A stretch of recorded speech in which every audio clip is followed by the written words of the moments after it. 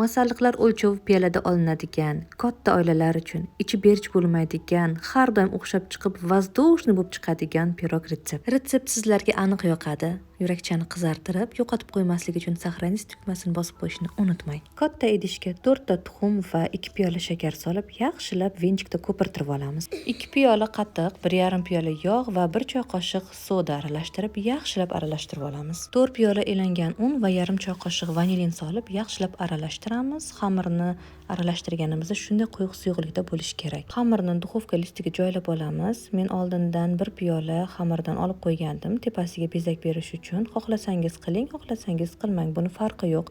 O'sha 1 piyola xamirga 1 choy qoshiq kakao yaxshilab aralashtirib oldim va tepasiga mana shunday bezaklar berib chiqdim.